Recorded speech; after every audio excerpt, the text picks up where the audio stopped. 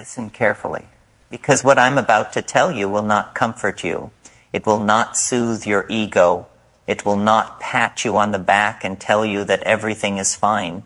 In fact, it may shake you. It may unsettle you. It may feel like someone suddenly turned on a bright light in a dark room you were not ready to see. If you've ever wondered why your spiritual awakening has brought not peace, but a war, if you've ever wondered why the closer you move toward the divine, the more violently desire seems to pull you back down, then what follows may be the first honest explanation anyone has ever given you. Because here's the truth. The moment you begin to wake up, I mean truly wake up, you don't float above the world.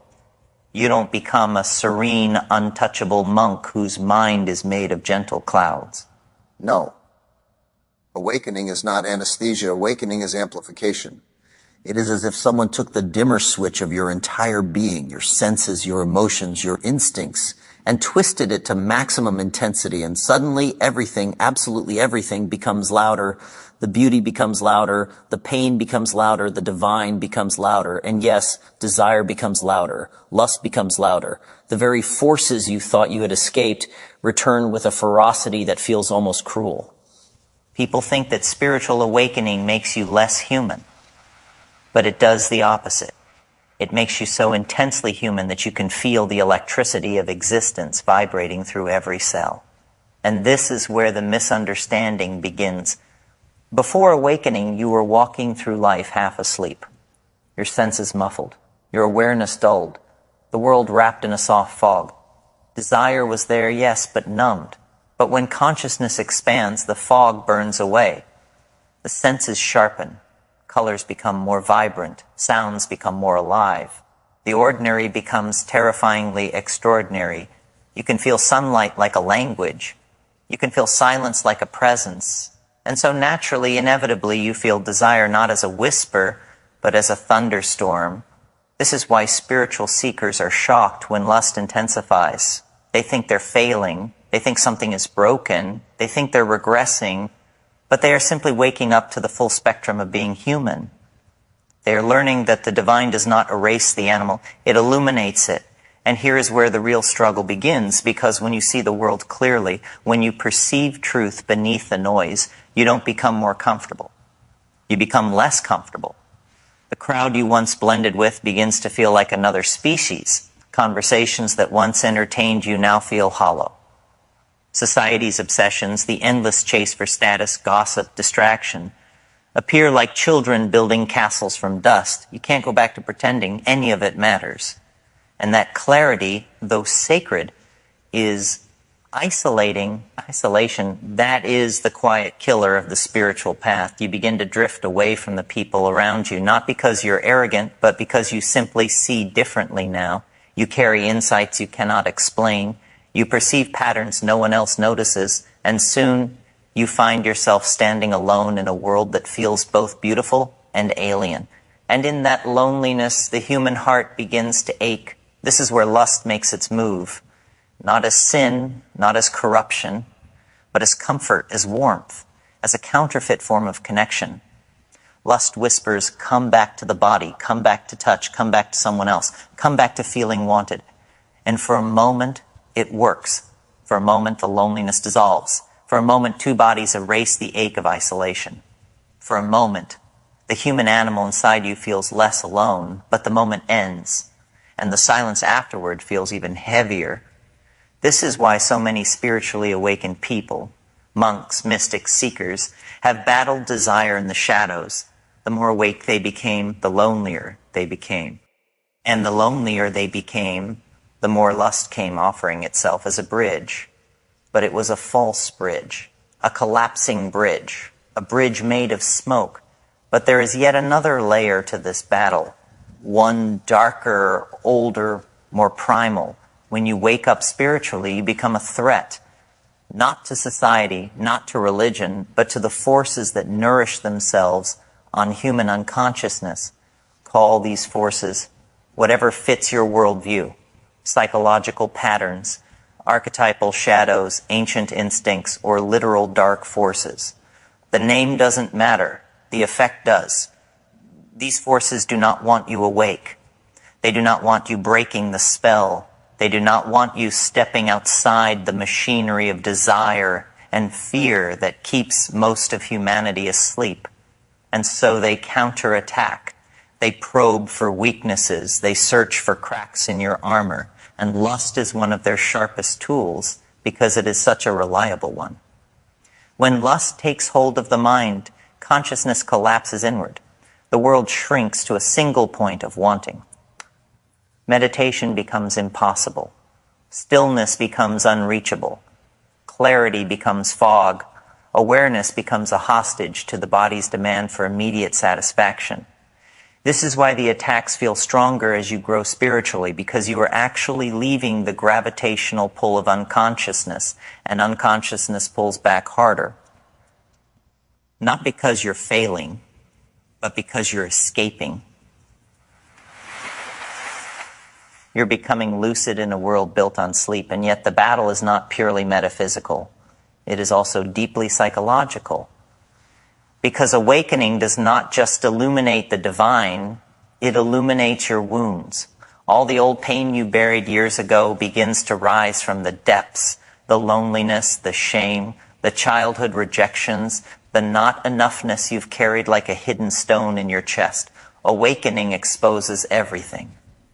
And that exposure hurts. So lust becomes an escape, a quick burning distraction, a moment of feeling wanted, a momentary lie that says you are enough, you are desired, you are seen. But it is temporary, and afterward you're left not only with the original wound, but with new layers of shame wrapped around it. Shame for using someone. Shame for being used. Shame for trying to fix a spiritual wound with a physical bandage. The awakened person sees all of this. They see the wound, the desire, the shame, the cycle, the trap, and knowing doesn't always stop it. Sometimes knowing makes it worse because you watch yourself fall even as you understand why you're falling. This is the paradox of awakening. Your consciousness expands, but your body remains human. Your awareness reaches the heavens, but your biology remains rooted in the earth. And the tension between these two forces, the divine and the animal, can feel like a war being fought inside your ribs. The higher your consciousness climbs, the stronger the pull downward becomes. It is not punishment, it is not failure, it is a law of balance. Light casts shadows, expansion reveals roots. Spiritual power, if not grounded in a healthy human life, becomes unstable, like a tall tower built on soft soil. This is why so many spiritual teachers have stumbled. Not because their teachings were false, but because their humanity was unacknowledged and therefore unprotected. And this is the part most people never hear. The battle is not won by starving the body or denying desire. No, that only makes the hunger more ferocious. The battle is won by tending to the whole self, mind, body, spirit, wounds, instincts, emotions, as a single integrated being. Awakening is not about escaping the human experience. Awakening is about becoming conscious within the human experience. This is the path, this is the struggle. Because awakening is not the art of floating above life. It is the art of remaining fully conscious while standing inside its fire. And the fire does not go away simply because you understand it. In fact, sometimes the understanding makes the flame burn hotter, because now you feel every spark with unbearable clarity. You feel every contradiction inside you with the intensity of someone whose nerves have been stripped of their protective layers. You are awake enough to sense the truth, but still human enough to be wounded by it. And this is why the battle continues, because awakening does not erase your humanity, it magnifies it. The more conscious you become, the more you notice every crack in your emotional foundation, every tremor in your inner world, every forgotten wound that still bleeds beneath the surface. You begin to realize that your struggle with desire is not a battle against sin, but a battle against your own unresolved pain. Lust is not the enemy, it's the messenger. It comes carrying a message that most people spend their whole lives refusing to open, a message that says, you are still hurting, you are still hungry for connection, you are still carrying memories you never healed. And when this message reaches a mind that has awakened but a heart that is still scarred, the result is chaos. A chaos that feels spiritual, emotional, physical, and existential all at once. A chaos that feels like being pulled by two opposing infinities. One that calls you upward toward transcendence, and one that drags you downward toward instinct. You begin to understand that your spiritual awakening has made you more aware of both realms simultaneously. You are standing in the doorway between the divine and the human, and the wind from both worlds is tearing through you. But this doorway is also where your power is hidden. Because when you can stand in that space, awake, trembling, raw, but aware, you begin to see lust not as a force trying to destroy you, but as a force trying to reveal you. It is showing you the places inside yourself that still ache for affection, for validation, for recognition, for closeness. It is revealing the parts of you that feel unworthy, abandoned, unseen. Lust is not simply a desire for another body. It is a desire for relief from the loneliness that has made a home inside your chest. And the awakened person knows this. They know that the connection they crave is not physical, it is soulful. They know the warmth they seek is not in someone's skin, it is in someone's understanding. They know the touch they hunger for is not the touch of flesh. It is the touch of being met, being known, being received by another consciousness. But because such connection is rare, because genuine resonance between two awake beings is almost mythological, the awakened soul often settles for illusions. And this settling becomes its own kind of suffering. This is where the next layer of the battle begins, the tension between what the soul longs for and what the world offers. The soul longs for truth, for intimacy that exists beyond ego, beyond pretense, beyond performance. But the world offers quick pleasure, fleeting distraction, counterfeit connection. And the awakened person walks through this marketplace of illusions, knowing perfectly well that none of it will satisfy the depth of their hunger. And yet sometimes they still reach for it, not because they are weak, but because they are tired of carrying a consciousness that sees too much, tired of holding wisdom that isolates them, tired of living in a world that feels blind. And in those moments of tiredness, lust becomes tempting. Not for pleasure, but for escape. Escape from the ache. Escape from awareness. Escape from the relentless clarity of seeing reality without illusion. And this is the part no one talks about sometimes. The awakened person craves unconsciousness. Just for a moment, just long enough to forget the heaviness of seeing through the world's illusions. Lust offers that temporary escape. It promises a return to something simple, something primal, something that does not demand insight or stillness or spiritual responsibility. For a few minutes, you can stop being a seeker and just be a human animal wanting warmth, wanting closeness, wanting release. But afterward, consciousness returns heavier than before, because now you're not only aware of your wounds, you're aware of your escape from them. And this awareness deepens the cycle, because the more you know, the harder it becomes to lie to yourself. The more awake you become, the louder the truth becomes. And the truth is that you are not battling lust. You are battling the weight of being awake in a world that is asleep. This weight changes everything. It changes how you see relationships. It changes how you experience solitude. It changes how you understand desire. You begin to sense that lust is not about pleasure, but about longing. Longing for union, longing for wholeness, longing for the part of yourself you feel you've lost. And when consciousness carries that kind of longing, desire becomes a storm that rises in the mind, surges in the body, and crashes through the heart with the energy of something ancient and unresolved. And sometimes the storm feels bigger than you. Sometimes it feels like a cosmic force moving through your small human frame. Sometimes it feels like the universe itself is pulling you towards something you cannot explain and do not understand. You begin to realize that desire does not originate in your mind. It moves through you from somewhere, deeper, older, maybe even collective.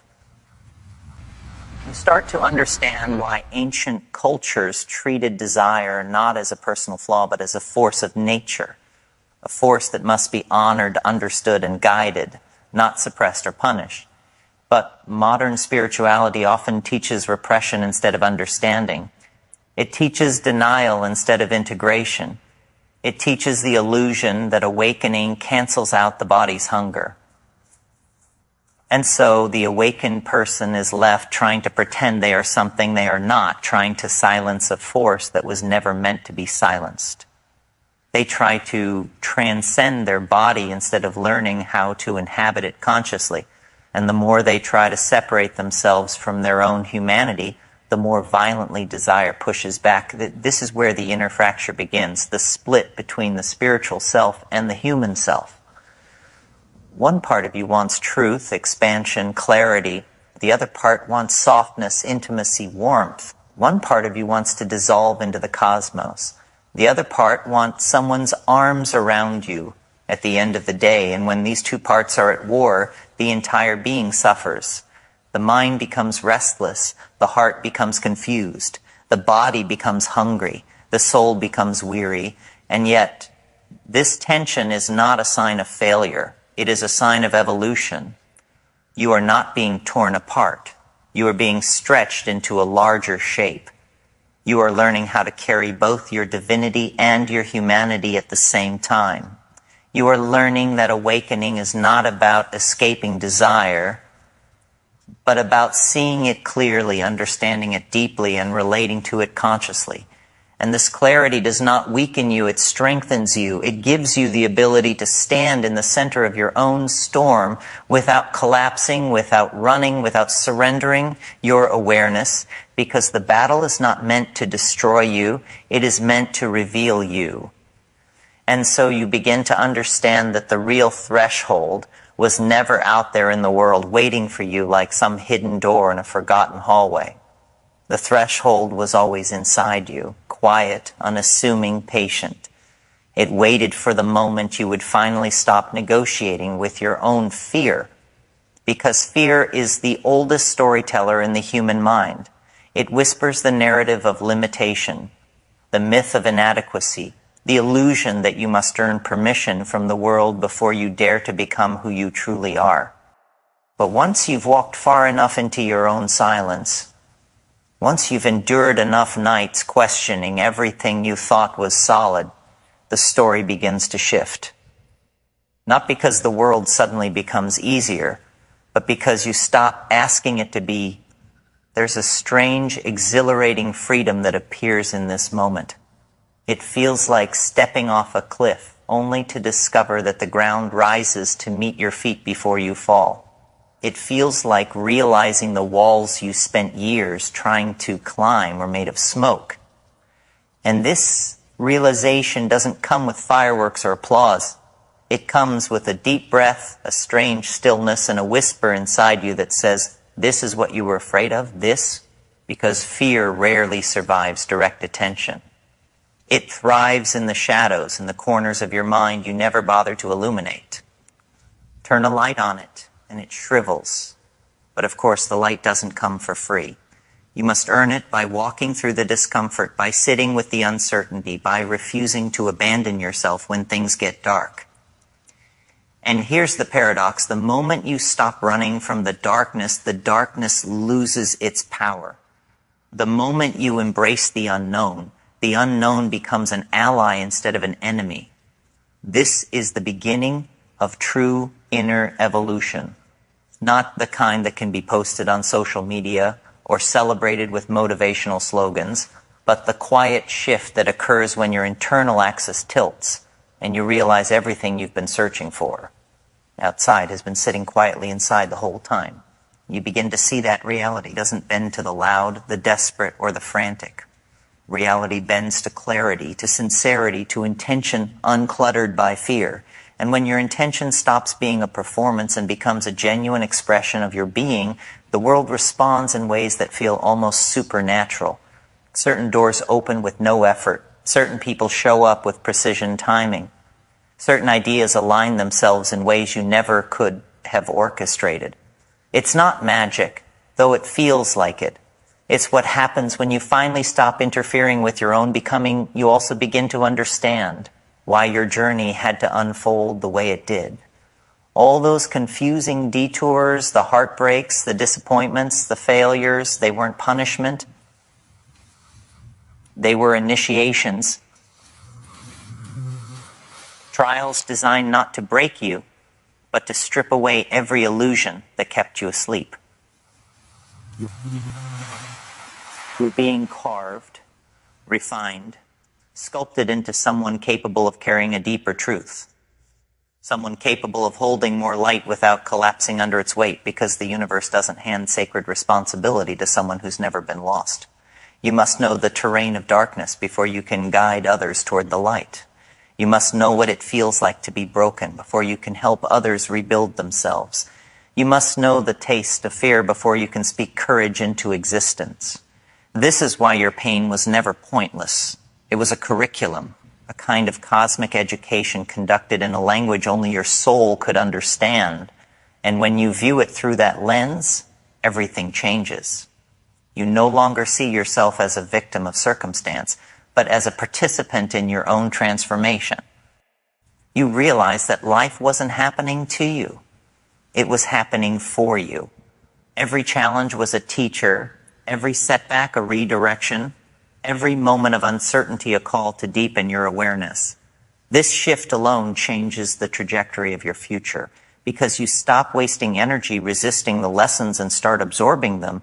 And in this new space, this new clarity, something extraordinary begins to happen. You become harder to manipulate, harder to distract, harder to discourage. Not because you've become cynical, but because you've become discerning. You are no longer impressed by noise. You are no longer seduced by illusions. You stop trying to fit into spaces that shrink your spirit. You stop begging for validation from people whose opinions were never built to hold the weight of your destiny. You stop trading your authenticity for belonging, because you finally understand that belonging purchased at the price of self-abandonment is not belonging at all. It's imprisonment. This is where your power begins to crystallize, quietly, steadily, without theatrics. You become rooted, centered, unshakable. Not because nothing can touch you, but because nothing can distort you anymore. You realize that circumstances can shake your body, but they cannot shake your being. People can misunderstand you, but they cannot diminish you. Life can challenge you, but it cannot undo the work you've done within yourself. And strangely, this inner solidity makes you more compassionate, not less. Because you no longer fear your own emotions, you no longer fear other people's emotions either. You can stand inside conflict without absorbing it. You can witness suffering without being swallowed by it. You can speak truth without trembling. You can love without clinging. This is the maturity the world seldom teaches but desperately needs. The maturity of someone who has met themselves and has nothing left to run from. And as this maturity grows, your presence begins to change the environment around you. People feel calmer when you speak. They feel safer when you're near. They feel understood without needing to explain themselves, not because you are performing, but because you are aligned, because you're no longer fragmented inside, because the storm you survived has become the stillness you now embody. Most people have no idea how powerful a human being becomes once they stop negotiating with their own worth. Once they stop asking the world for permission to exist fully. Once they stop waiting to be chosen and choose themselves instead. This kind of human becomes a catalyst, a force, a quiet revolution disguised as a single individual. And the world will try, it will try to pull you back into the old narrative. It will tempt you with distractions, overwhelm you with noise, and surround you with people who fear their own awakening so deeply that they attack yours. But you won't go back, not because you're stubborn, but because you've tasted what it feels like to be aligned and nothing else can compare. You glimpsed the freedom of living without internal contradiction. The old life becomes impossible to return to. This is where your real journey begins. Not the journey defined by goals and achievements, but the journey defined by awakening, by awareness, by the quiet mastery of your own consciousness. This is the point where you stop being guided by fear and start being guided by clarity, where you stop reacting to life and start responding to it, where you stop merely surviving and start consciously participating in your own evolution. And as you continue forward, you will discover something even more astonishing. The universe is not indifferent to your awakening. It responds to it. It moves with it. It mirrors it. Once you align with truth, reality rearranges itself around you in subtle but unmistakable ways. You attract opportunities that fit your frequency. You encounter people who speak your inner language. You find yourself in places that nourish your spirit instead of draining it. Life stops feeling like a battlefield and starts feeling like a conversation. And perhaps the greatest revelation of all is this: you were never becoming someone else. You were always returning to yourself. And this return is not a step backward into who you used to be, but a step forward into the version of yourself you were always meant to grow into. A version untouched by the noise of expectation, unburdened by the narratives others projected onto you, and unafraid of the vastness of your own potential. Because once the illusions fall away, you're left with something raw, something honest, something terrifying in its purity, the truth of yourself. And that truth, once seen, can never be unseen. It reshapes your every choice, every perception, every breath that follows. You start to feel the subtle architecture of your inner world shifting. You notice how your body relaxes in the presence of what is real. You notice how your mind unclenches when it stops fighting its own knowing. You notice how your intuition gets louder, more accurate, more insistent, not as a whisper now, but as a steady pulse that guides you with a certainty you once thought only the gifted possessed. But this isn't a gift reserved for a chosen few. This is the natural state of a human being who has stopped betraying themselves. And with this new alignment comes responsibility, not to the expectations of others, but to the truth that has awakened inside you. A responsibility to live with intention, to speak with integrity, to act with consciousness, to stop dimming your light for the comfort of those who fear their own brilliance. Because you've crossed a threshold now. You've stepped into a territory where authenticity is no longer optional. It's the only thing that feels true. Anything less feels like suffocating yourself slowly. You begin to see life in a way most people never will. You start noticing patterns hidden beneath the surface of chaos. You start sensing the deeper currents beneath ordinary moments. You realize that the world isn't as random as it appears. There's structure woven through the uncertainty. There's intelligence inside the very fabric of the unknown. And for the first time, you feel yourself in conversation with that intelligence, not as a powerless observer, but as a co-creator. You also realize that there is no going back to the version of you who needed approval, who needed permission, who needed someone else to tell them what they were allowed to feel, believe, or become. That version was made of fragile assumptions and borrowed narratives. It was built on shifting sand. It depended on a world that was never stable enough to support it. But the self you stand in now is different, rooted, aware, self-generated. It doesn't cling. It doesn't chase. It doesn't collapse under the weight of uncertainty. It moves through life like someone who has discovered their own gravity. And this gravity doesn't just stabilize you. It attracts. Not by force, not by strategy, but by resonance. People who are aligned with your frequency begin to emerge. People who see you, not the mask, not the performance, but the essence. Conversations begin to feel deeper. Connections feel cleaner.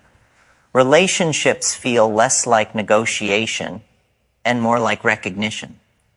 You begin to understand why certain people had to leave your life. They weren't wrong for you, and you weren't wrong for them.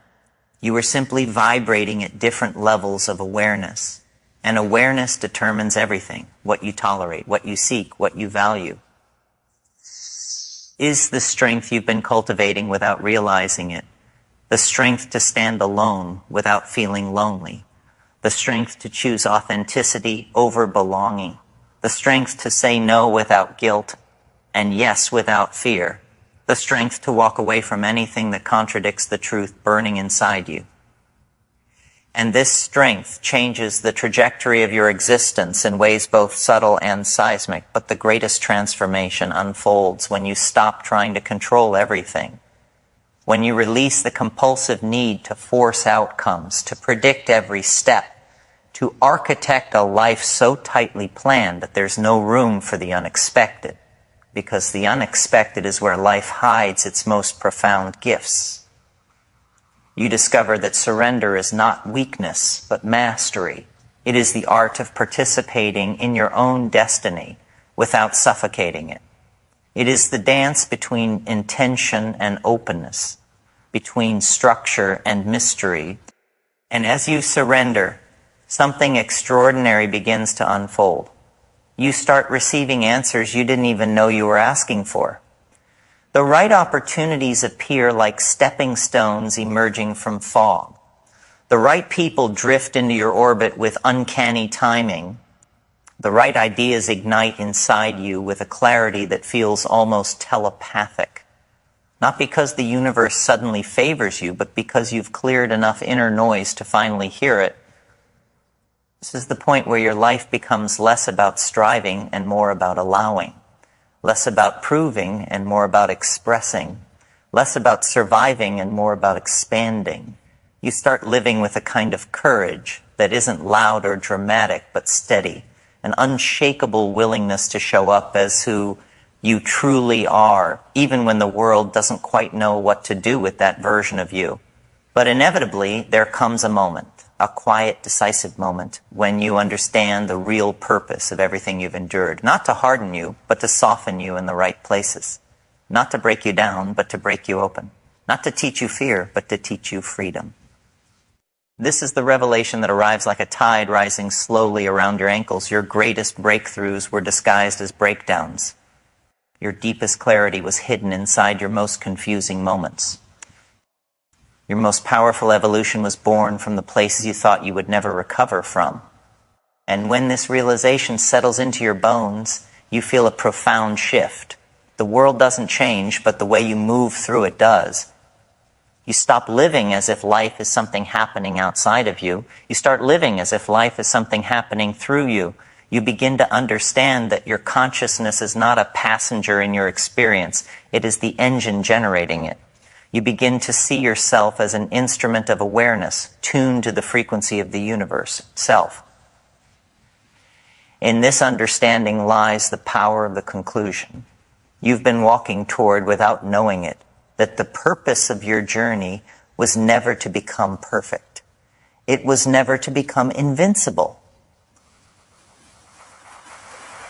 Never to eliminate fear, pain, loss, or uncertainty. The purpose was to become awake. Awake to your own depth. Awake to your own resilience. Awake to the truth that you are not a victim of life's chaos, but the consciousness capable of transforming it. You realize that life was never asking you to be fearless. It was asking you to move forward despite fear. It was never asking you to be certain.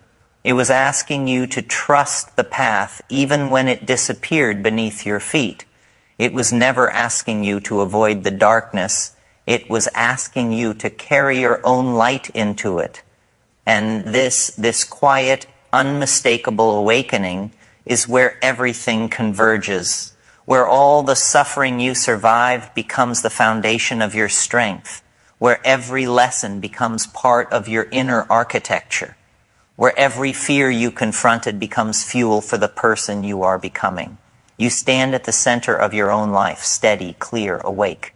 And for the first time you understand you were never lost. You were never behind.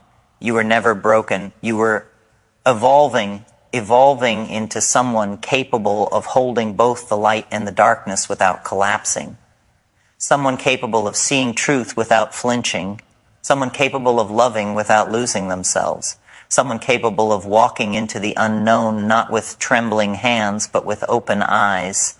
And this is the moment, this very moment, where you step fully into your life. Not the life you were taught to want. Not the life you were pressured to pursue. The life that is yours. The life that calls to you from that quiet, undeniable place within your being. The life that only you can live. Everything has been leading you here. Every step, every wound, every revelation. And now you are ready, finally, undeniably ready, to live not as a shadow of what you could be, but as the full, unfiltered expression of what you already are. Awake, aware, powerful, and impossibly alive.